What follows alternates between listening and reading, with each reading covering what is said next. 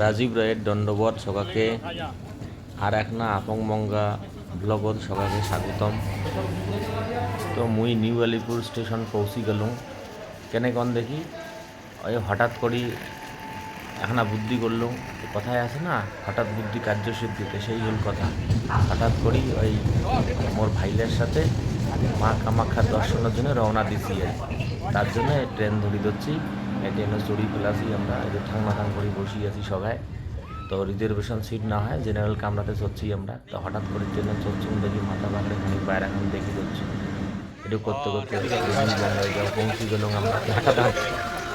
এই মোটামুটি 4.5-5 ঘন্টা ট্রেন জার্নির পরে আমরা কামাখ্যা জংশনে পৌঁছে গেছি। এটা হইল মা কামাখ্যা মন্দিরের গেট। তো গেট থাকি এখন মারুতি রিজার্ভ করিয়ে আমরা মা কামাখ্যা মন্দিরের উদ্দেশ্যে রওনা দিয়েছি। এই যে দেখো ভেকরা কাপড়া রাস্তা, আসলে এখান তো গোটাইখানে পাহাড়। তো পাহাড় তো ঘুরি ঘুরি চড়া খায়। এই যে আমরা মন্দির পৌঁছেই গেলাম। এখন রাত 2:30 বাজে, মানে ভোর 2:30। আমরা মা কামাখ্যার দর্শনের জন্য অলরেডি লাইনে দাঁড়িয়ে পড়ছি। এই যে লাইনের অবস্থা দেখুন। রাত 1:30 থেকে লাইনে দাঁড়িয়ে আছি। জয় মা কামাখ্যা। তো সচরাচর তুমি বেড়েবার কোনোটে যাং না, তো এইবার কেন করি মোর নাড়িয়ে মাথারাত কেন করিবার ভ্রমণ উঠছে। তো চলি গেছি মা কামাখ্যা মন্দির। মোবাইল দিদি हम তো লাইন ধরি যাব যাচ্ছি। আসলে আমরা টিকিটের জন্য যাব যাচ্ছি। এখন টোকেন দিবে, ওই টোকেন দেখিয়া তারপরে মন্দিরের ভিতরে ঢোকা হয়।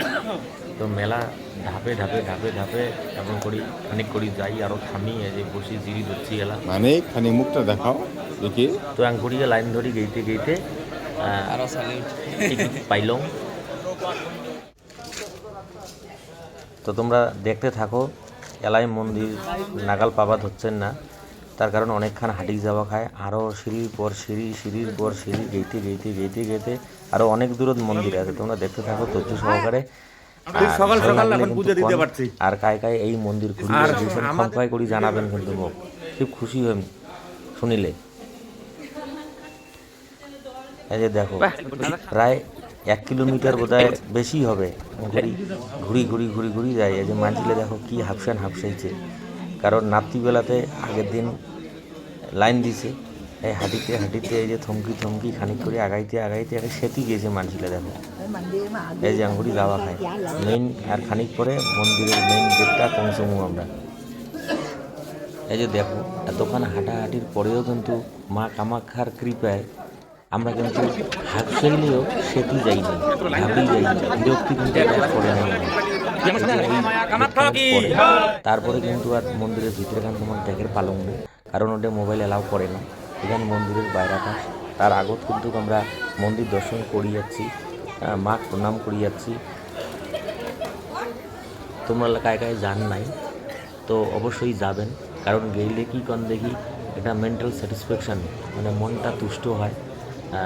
তো আধ্যাত্মিক দিক দিয়ে খুব শান্তি জোটে আর কি মনত।